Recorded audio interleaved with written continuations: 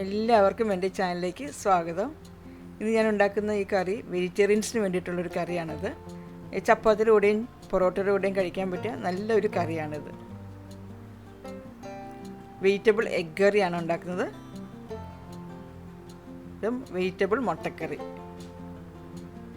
എൻ്റെ ഈ ചാനൽ ആദ്യമായിട്ടാണ് കാണുന്നത്. എൻ്റെ ഈ ചാനൽ കണ്ട് ഇഷ്ടപ്പെടുന്ന സബ്സ്ക്രൈബ് ചെയ്യുക. അതേപോലെ ഈ വീഡിയോ കണ്ട് ഇഷ്ടപ്പെട്ടെങ്കിൽ ലൈക്ക് ചെയ്യുകയും ഷെയർ ചെയ്യുകയും ചെയ്യുക. അതിനുവേണ്ടി ഞാൻ 200 ഗ്രാമിൻ്റെ പനീറാണ് എടുത്തിരിക്കുന്നത്. ആ പനീർ നമ്മൾ മിക്സിയിലിട്ടൊന്ന് പൊടിച്ചെടുക്കണം.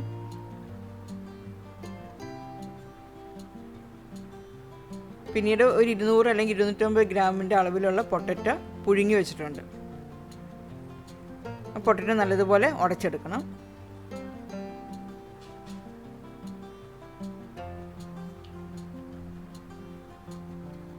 ഇനി ഒരു പാൻ ചൂടാക്കി അതിലേക്ക് 1 ടീസ്പൂൺ ഓയിൽ ഒഴിക്കുക. ഓയിൽ ചൂടായ ശേഷം അതിലേക്ക് 1/4 കപ്പ് തേങ്ങാപ്പീരയും ഒരു 10 കാഷ്നട്ടും കൂടി ഇട്ടിട്ട് ഒന്ന് വറുത്തെടുക്കും. വറുക്കുക എന്ന് പറഞ്ഞാൽ ഒത്തിരി നേരം വറുക്കേണ്ട. അത് നല്ലതുപോലെ തേങ്ങയും ആ കാഷ്നട്ടും നല്ലതുപോലെ ഒന്ന് ചൂടാവണ വരെ ഒന്ന് വറുക്കണം. അതിനുശേഷം അത് മിക്സിയിലിട്ട് പൊടിച്ചെടുക്കണം.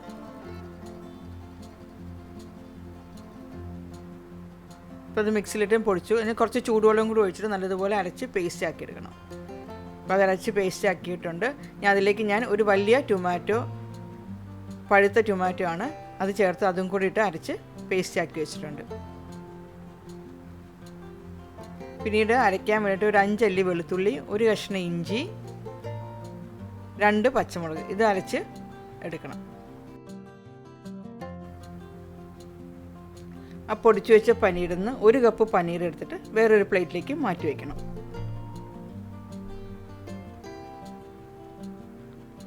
ആ പനീറിന് ആവശ്യമായിട്ടുള്ള ഉപ്പ് ചേർക്കണം.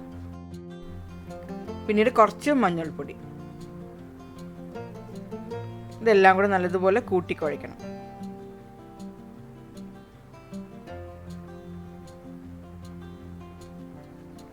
പിന്നെ അതിൽ നിന്ന് ബോൾസ് ഉണ്ടാക്കുക. ഞാനിപ്പോൾ ഇതിൽ നിന്ന് ഒരു 6 ബോൾസാണ് ഉണ്ടാക്കുന്നത്.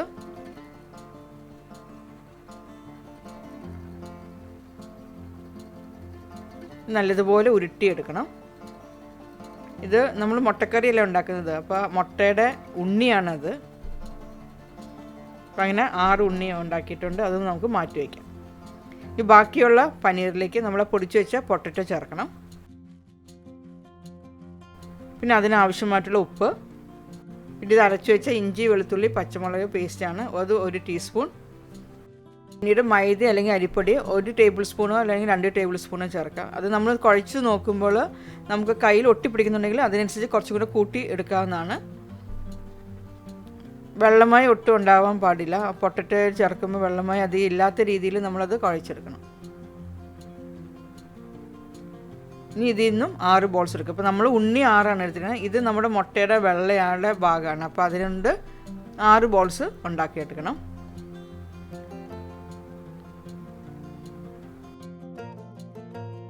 ഇനി ആ പൊട്ടറ്റോ പനീർ മിക്സിൽ നിന്ന് ഒരു ബോൾ എടുത്തിട്ട് നമ്മൾ കോഴിക്കോട്ട് ഉണ്ടാക്കിയ സെയിം മെത്തേഡിൽ തന്നെ ആ ഷേപ്പ് ഉണ്ടാക്കിയെടുക്കണം. ഇനി നമ്മൾ ഉണ്ടാക്കി വെച്ച ഈ പനീർ ബോൾ ഒരെണ്ണം എടുത്ത് ഇതിൻ്റെ ഉള്ളിൽ വയ്ക്കണം. അത് നല്ലതുപോലെ കവർ ചെയ്യുക.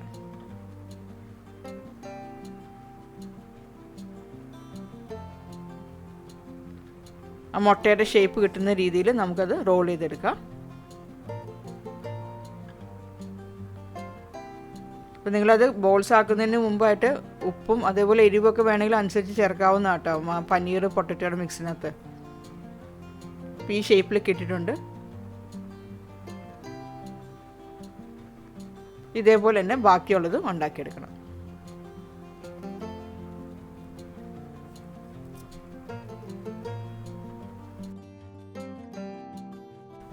ഞാൻ സെയിം ബൗളിലേക്ക് തന്നെ 1 ടേബിൾ സ്പൂണോ അല്ലെങ്കിൽ 2 ടേബിൾ സ്പൂണോ മൈദ അല്ലെങ്കിൽ അരിപ്പൊടി ഇട്ടിട്ട് നമ്മൾ ഉണ്ടാക്കി വെച്ച ആ വെജിറ്റബിൾ മുട്ട ഓരോന്നും ആ പൊടിയിലിട്ട് റോൾ ചെയ്തെടുക്കണം.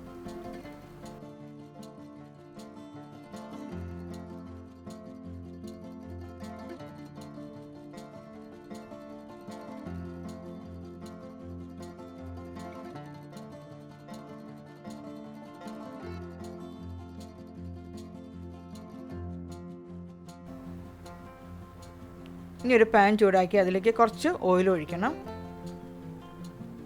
ഇനി ആ ഓയിലിലേക്ക് നമ്മൾ ഈ ഉണ്ടാക്കി വെച്ച ഈ വെജിറ്റബിൾ മുട്ട ഇട്ട് വറുത്തെടുക്കണം. പാൻ നിറച്ചിടരുത്.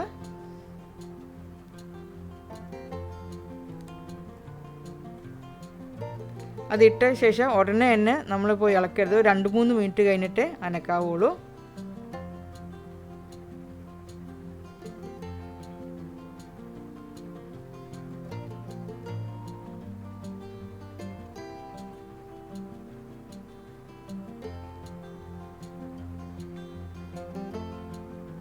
എന്നിട്ട് ഇത് തിരിച്ച് മറിച്ചിട്ട് വറുത്തെടുക്കണം.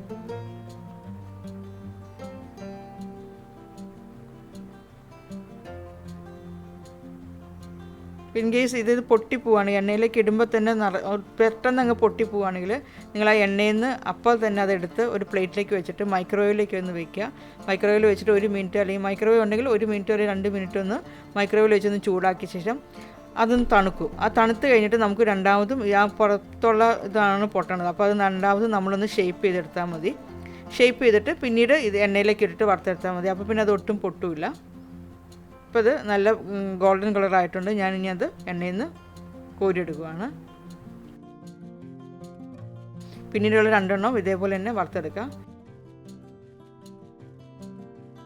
ഇപ്പോൾ എൻ്റെ ഇത് ഒരെണ്ണം പൊട്ടിപ്പോയിട്ടുണ്ട്. അപ്പോൾ മൈക്രോവേവ് ഇല്ലാത്തവർക്കാണെങ്കിൽ ഇതേപോലെ ഉണ്ടാക്കിയിട്ട് ഒന്ന് ചെറുതായിട്ട് ചൂടാറി കഴിയുമ്പോൾ നമ്മൾ കൈ കൊണ്ട് ഇങ്ങനെ പ്രസ് ചെയ്താൽ മതി. അപ്പോൾ നല്ലതുപോലെ നമുക്ക് ആ ഷേപ്പ് വീണ്ടെടുക്കാൻ പറ്റും.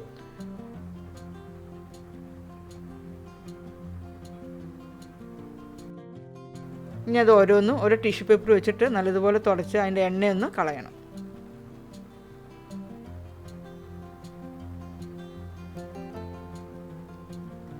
ഇനി ബാക്കിയുള്ള എണ്ണയിലേക്ക് നമ്മൾ അരച്ച് വെച്ച ഇഞ്ചി, വെളുത്തുള്ളി, പച്ചമുളകിൻ്റെ ബാക്കിയുള്ള പേസ്റ്റാണ്, അത് എണ്ണയിലേക്ക് ഇട്ടു.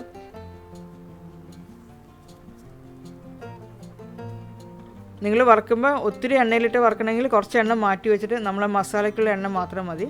അപ്പോൾ ഇഞ്ചി വെളുത്തുള്ളി പേസ്റ്റ് നല്ലതുപോലെ മൂത്ത ശേഷം അതിലേക്ക് ഞാൻ 2 സവാള മിക്സിയിലിട്ട് അരച്ചെടുത്താണ് ചേർത്തിരിക്കുന്നത്. അതെല്ലാം കൂടെ നല്ല എണ്ണ എല്ലാം കൂടി നല്ലതുപോലെ ഒന്ന് മിക്സ് ആക്കുക.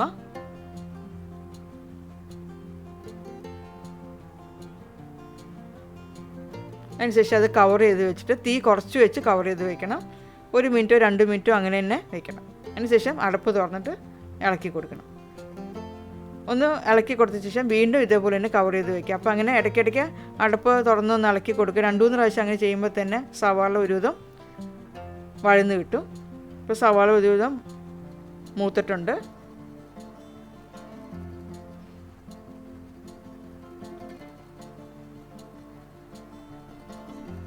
ഇനി അതിലേക്ക് ഞാൻ 1/4 ടീസ്പൂൺ മഞ്ഞൾപ്പൊടി ചേർത്തു, 1 ടീസ്പൂൺ മല്ലിപ്പൊടി, 2 teaspoon Kashmiri chilli powder, 2 teaspoon എരിവുള്ള മുളക് പൊടി.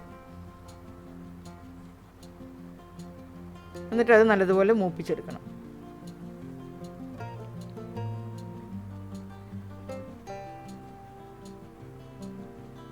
ഇനി അതിലേക്ക് ഒരു 1/2 ടീസ്പൂൺ മസാലപ്പൊടി ചേർത്തു.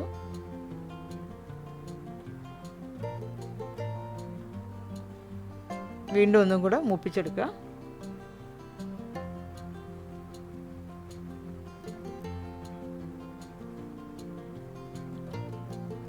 ഇനിയിപ്പോൾ ഞാൻ ചേർത്തിരിക്കുന്നത് നമ്മൾ അരച്ചു വെച്ച തേങ്ങയും കാഷ്യൂനട്ടും ടൊമാറ്റോയുടെ പേസ്റ്റാണ്. അതിട്ട് എല്ലാം കൂടെ നല്ലതുപോലെ ഒന്ന് ഇളക്കി യോജിപ്പിക്കണം.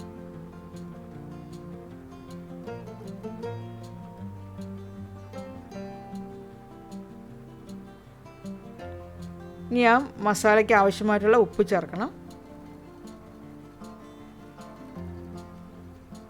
അതിനുശേഷം നല്ലതുപോലെ ഇളക്കിയ ശേഷം കവർ ചെയ്ത് വെക്കുക. നമ്മൾ സവാള വഴറ്റിയപ്പോൾ എങ്ങനെ ചെയ്തു അതേപോലെ തന്നെ ഇടയ്ക്കിടയ്ക്ക് അടപ്പ് തുറന്നിട്ട് ഇളക്കി കൊടുത്താൽ മതി. അപ്പോൾ നമ്മളിങ്ങനെ അവിടെ തന്നെ നിന്ന് ഇളക്കണമെന്നും ആവശ്യമില്ല. ഏറ്റവും തീ കുറച്ച് വെച്ചിട്ട് വേണം കേട്ടോ, അല്ലെങ്കിൽ അടി പിടിക്കും.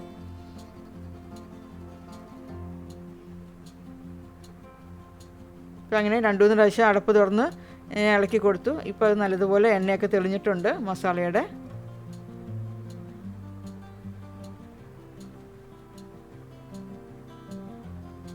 ഞാൻ അതിലേക്ക് ഒരു 2 കപ്പ് വെള്ളം ഒഴിക്കുകയാണ്. ഇത് കുറച്ച് തിക്കായിട്ടാണ് ഈ കറി ഇരിക്കുന്നത്. അപ്പോൾ കുറച്ചും കൂടെ ലൂസായിട്ടുള്ള കറി വേണമെങ്കിൽ ഒരു 3 കപ്പെങ്കിലും വെള്ളം ചേർക്കാം. ഇനി അതിനാവശ്യമായിട്ടുള്ള ഉപ്പ് ചേർക്കണം.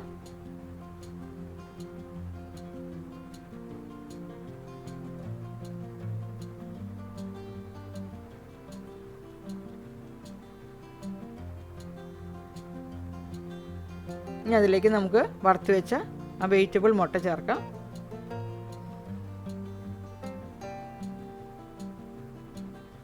ഇതിപ്പോൾ ഇങ്ങനെ വെക്കണമെന്നില്ല. നമ്മൾ കറി നല്ലതുപോലെ ആയിട്ട് നല്ലതുപോലെ തിളച്ച ശേഷം നമ്മൾ ഈ വെജിറ്റബിൾ എഗ്ഗ് ഒരു പ്ലേറ്റിലേക്ക് വെച്ചിട്ട് സെർവ് ചെയ്യുന്ന പ്ലേറ്റിൽ വെച്ചിട്ട് നമ്മൾ ആ കറി നല്ലതുപോലെ വെന്ത ശേഷം ആ കറി എടുത്ത് മുട്ടയുടെ മുകളിലേക്ക് ഒഴിച്ചാലും മതി.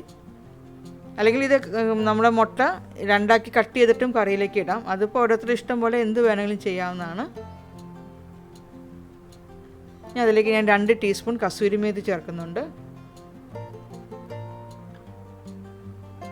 അപ്പോൾ അത് നല്ലതുപോലെ ഒന്ന് തിളച്ച ശേഷം നമുക്കത് കവർ ചെയ്ത് വെച്ചിട്ട് കുക്ക് ചെയ്യാം. ഒരു 5 മിനിറ്റ് ഒന്ന് തീ കുറച്ച് വെച്ചിട്ട്.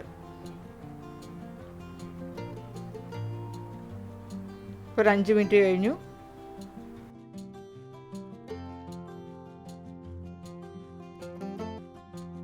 അങ്ങനെ വെജിറ്റബിൾ എഗ് കറി അല്ലെങ്കിൽ മുട്ടയില്ലാത്ത മുട്ടക്കറി, എഗ്ലെസ് എഗ് കറി എന്നൊക്കെ പറയുന്ന പേരിൽ അറിയപ്പെടുന്ന ഈ കറി റെഡി ആയിട്ടുണ്ട്. ഇനി ലാസ്റ്റ് അതിലേക്ക് കുറച്ച് മല്ലിയിലയും കൂടി അരിഞ്ഞ് ചേർക്കാം. ഇപ്പോൾ പനീറും പൊട്ടറ്റോ ഇഷ്ടമുള്ളവർക്ക് തീർച്ചയായിട്ടും ഇഷ്ടപ്പെടും. അപ്പോൾ ഉണ്ടാക്കി നോക്കൂ എല്ലാവരും. ചപ്പാത്തിയുടെ കൂടെയും പൊറോട്ടയുടെ കൂടെയും എല്ലാം നല്ലൊരു കറിയാണ്.